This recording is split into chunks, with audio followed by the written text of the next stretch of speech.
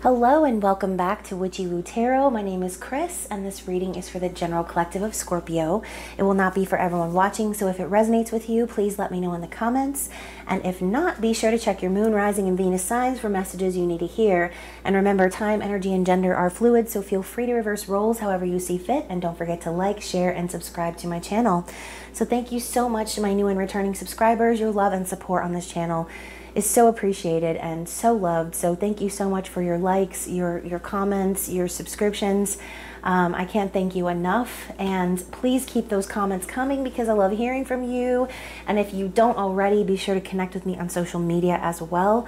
All of my information is going to be in the description box below. So Scorpio, this is going to be your 2021 forecast, where we will be pulling a card for each month of the year ahead. So I will be starting off with the Wilderness Collide Oracle by Amanda Lynn Hales.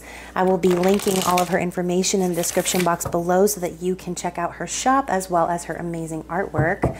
And then I will be using the Checkily Tarot for each month of the year.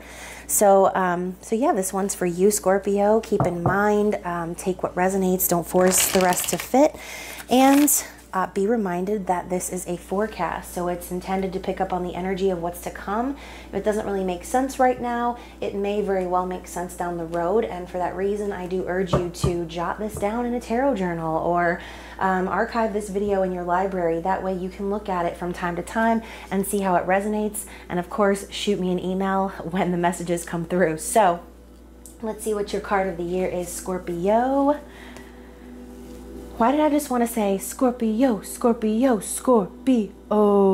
Like, you're not Rufio. Why did that just go through my head? I don't know. Anyways, Scorpio, we have Medicine Woman. So I love this energy for you. This is the healer. This is the empath. This is water energy for me, okay? And so let's go ahead and pull up the definition in the book.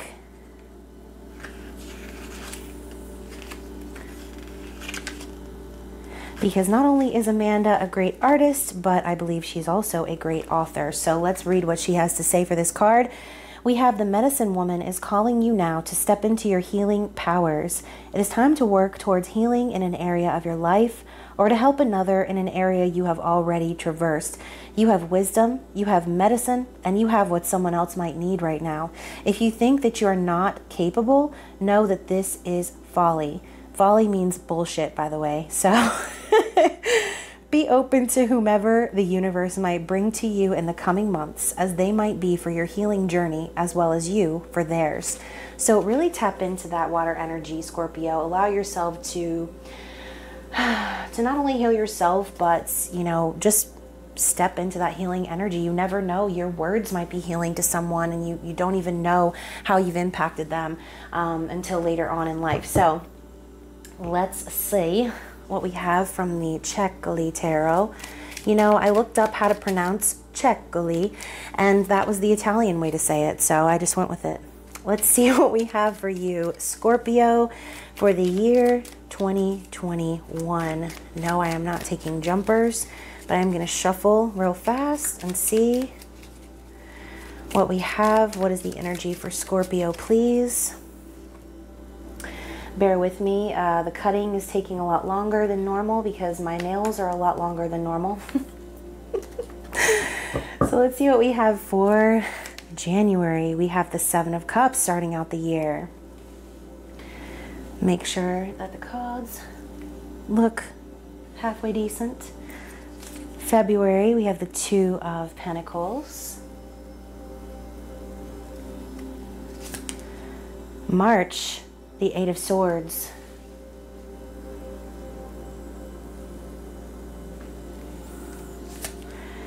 April, the Five of Cups. This is very similar to another reading. You know, I feel like I've been getting a lot of repetitive cards throughout the zodiac readings, so collectively, a lot of the same messages. It's pretty crazy. So, May, Seven of Swords. June, the Hanged Man.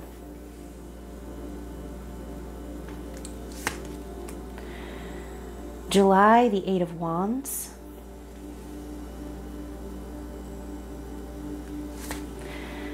August, we have the Hermit.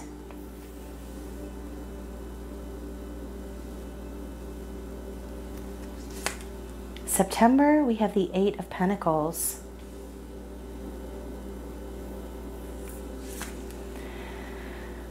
October, we have the Hierophant.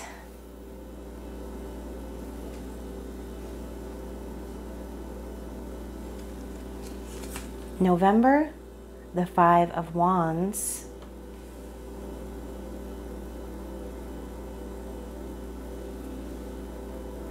And December, the Page of Swords. Okay, Scorpio, let's dive in and see what is going to be going down. All right, starting off the year, we have the Seven of Cups energy. So Seven of Cups is fantasy, illusions, dreams, but it's also an element of feeling overwhelmed or perhaps even confused. So you might be a little confused starting out the year. There might be a lot going on perhaps that is overwhelming to you, and it might make you feel very emotional. Perhaps needing to make a decision on something is causing you to feel very flustered or anxious. But overall, we're talking about your dreams and your fantasies here. So, you know, don't allow the fog of confusion to let you forget what it is that you have your heart set on, okay? So moving into February, we have the Two of Pentacles. So the dance of change is happening for you. Two of Pentacles could be, you know, you juggling a lot, so kind of carrying over from that energy. But I see that you're actually adapting, okay? This isn't just juggling, it's adapting to that change happening. So no matter what's thrown your way, I feel like you're going to be handling it very well. Perhaps you're realizing that there are changes that you need to make in your physical world in order to gain more control over your thoughts and your emotions, perhaps. Or if there are external circumstances to, like I said, make those changes to kind of gain control or assert control from your perspective. Moving into March, we have the Eight of Swords, which is self-imposed imprisonment, okay? This is being stuck in your mind, being afraid of what's to come, perhaps, maybe being afraid of making that decision or moving forward. And so, as you can see, there's nothing behind this little girl, okay? She's clutching her little bunny really tight. She looks really afraid, really worried. But the only thing that's behind her is darkness, all right? There isn't actually anything that is there to scare her. She's afraid of the unknown, okay? And so don't allow yourself to slip into negative thinking based on, you know, like I said, the changes perhaps that are taking place in your external or your 3D environment, all right? So, you know, again, the swords are about the thoughts and communication. And so maybe there is something specific that you are worried about happening. And since you guys are very intuitive, you could be kind of picking up on the energy of what's going to be coming up, which is the Five of Cups. So Five of Cups is sadness, it's loss, it's heartache, and it's crying over spilled milk also, okay? So there might be some disappointments coming up for you, but the message here is to kind of remember that that Two of Cups is still there. All is not lost, even though there may have been some things that happened that didn't go your way or that were very sad. Know that those things were happening because, you know, it was kind of necessary, right? Whatever it was necessary for your growth. And there's almost this healing energy here. This is a very weird image, by the way. It's like, who's really the bird here? Is it her? Is it him? They kind of look like one being. So I don't know. Don't allow yourself to get too depressed or sad about what didn't work out. Trust that, trust that union is still possible is what I just heard. Union is still possible is the message for you there, for someone.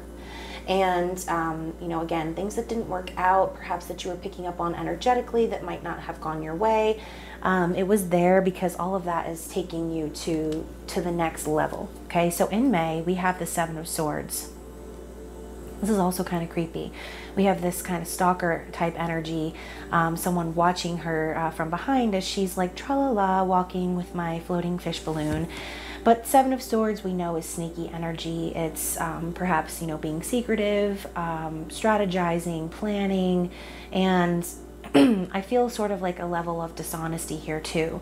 So whether this is internally, this could be you maybe lying to yourself, telling yourself something and convincing yourself of something, and really doing damage to yourself internally. So going along with this energy, I know that you are very intuitive, Scorpio, but don't allow yourself to let it shoot you in the foot, okay? Yes, you're intuitive. Yes, you pick up on those energies, but don't allow it to debilitate you and force you into thinking that you need to like create some sort of alternate reality where you know, can function, because it's not necessary. This could also be the energy of someone in your environment that is being sneaky or is trying to maybe take advantage, get over on you. Use your discernment, because, you know, again, your intuition is powerful. All right, so trust it.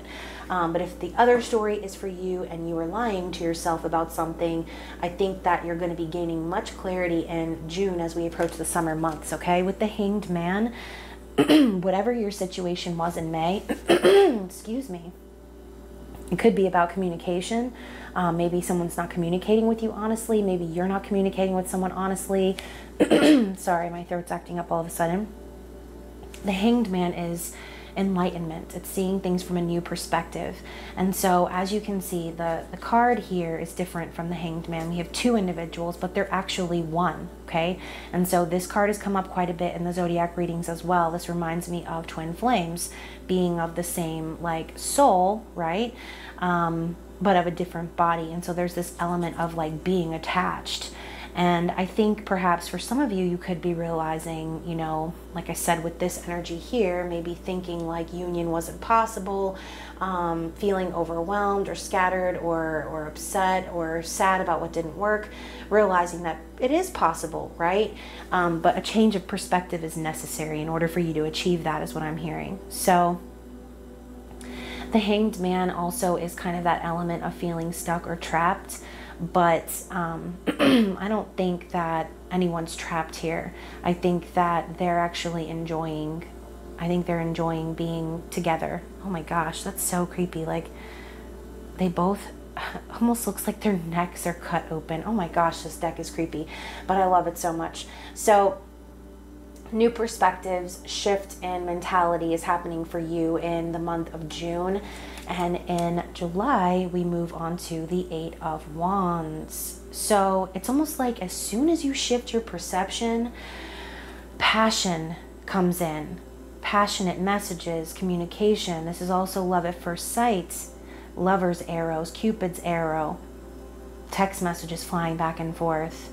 But overall, I see this as messages of love. When I see 8 of Wands, it's love, it's passion, and it's connection, okay? It's forward movement. So it's almost like as soon as you start seeing things from that different perspective, everything shifts and changes for you, okay? But moving into August, here we have Hermit mode, okay? So this is Virgo energy, as we know, but Hermit is also similar to that Hanged Man or the High Priestess when it comes to enlightenment or you know, the spiritual journey, seeing the truth, going within and finding the answers and knowing that they come from a place of source, or AKA you. So you could find yourself at the end of the summer just wanting to get away from people, wanting to kind of hole up in your home or wherever, or just keep to yourself. Focus on your spiritual journey, and that's okay, right? That's totally okay. Moving into September, we have the 8 of Pentacles. So moving from that Hermit energy, you're going to be really grinding, focusing on work, you know, building and being dedicated, lining things up as far as, you know, how you want things to go in your physical world. There's this element of practice makes perfect here. And so really fine tuning what it is and how you want things to be moving forward as far as your, as far as your stability is concerned. So moving into October, we have the Hierophant, which we know is about marriage, higher levels of commitment. This could be you contemplating what that means to you, as it does also speak of spiritual beliefs and order, religion, things of that nature. But the Hierophant to me is marriage. It's connection on a higher level. So you could be getting into a commitment around that time. You could be really solidifying that union with with the partner that you are trying to make things work with. And the Eight of Pentacles could also signify you being dedicated and working on a connection with someone else. So moving into November, we have the Five of Wands. So Five of Wands is aggressive energy. It's competition. It's sheer force, okay? And so if there is some level of competition or combativeness in your energy, just take the high road is what I'm hearing. As you can see, she's kind of looking down at this snake and she's like, and don't let anybody affect you is what I'm hearing. If you feel like you're up against someone else, or if you feel like you need to maybe level up, don't let it bother you or rattle your chains or ruffle your feathers, however you might say that or think about that. If this has to do with the relationship, if you feel like you need to compete for someone's attention, don't act bothered. Don't be fazed by it, because there is no competition with you, Scorpio. It's either hell yes or fuck no, right? So let's see how we're going to end the year. We have the Page of Swords. So kind of similar to that Hermit energy in a sense of laying back and learning, laying back and observing, speculating perhaps, supervising or snoopervising even, because this is the Stalker card. So you could be keeping an eye on someone. They could be keeping an eye on you. You know, take that how it resonates for you. You know, stalker could just simply mean, you know, looking somebody up on Facebook or keeping an eye on them online, or just kind of keeping your ears open for them to come up in conversation. But ultimately, there's communication that needs to be had at the end of the year. But I think instead of pulling the trigger quickly or prematurely, you're going to sit back and think about what it is that you want to convey when you finally do communicate whatever this is, okay? And so if this is resonating for you on the other end of the spectrum, as far as like I said, an outside individual or someone in your environment, you know, this could be someone else keeping an eye on you and just kind of seeing what you're doing. But overall, like I said, I feel the energy for you is really good. I see a big transformation for you coming up in the summer. A big perception shift and things moving forward for you. So so yeah, I really like this energy. Just like I said, remember at the end of the year, don't let anybody get to you. Don't let anyone ruffle your feathers. Stand true in your soul purpose and be unbothered, okay? I know that might sound easy, but it is if you truly are dedicated to your soul's mission and your purpose, okay? Don't let outside people affect you or make you feel like you need to compete against anyone else, okay? So let's get some closing messages, and I'm going to see, I'm actually going to shuffle this real quick. What we have, this is the little reminders deck.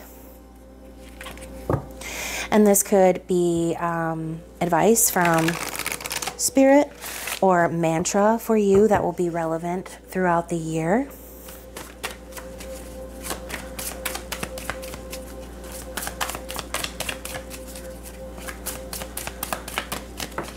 Oh, I just looked down at the clock and it was 8:31, which is a very significant number for me. So gratitude.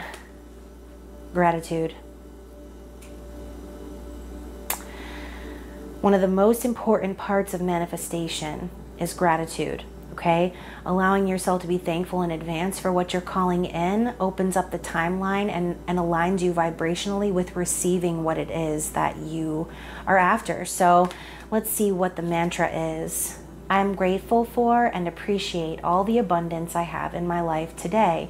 So again, with manifestation, the concept of abundance, it's a mentality, it's a mindset. It's not something to have or to give. It's something that you just are. And so, like I said, towards the end of the year, you're going to be working on that. You're going to be working on your abundance, your stability. So don't let anything get in your way or stop you, even if you feel like you have to compete against someone, even if it's you competing against yourself. Do so in an energetic and jovial way, not in a aggressive or combative type of a way, okay? So Scorpio, I hope you enjoyed this reading. I did very much. Thank you so much for joining me. Again, if you have any questions for me, would like to chat, or would like to purchase a private reading, please feel free to check out my information in the description box below. I will be sending you so much love and support throughout Capricorn season, excuse me. And so, of course, happy holidays, whatever you celebrate. Happy New Year. And I love you so much. Stay safe, and I will see you soon. Bye.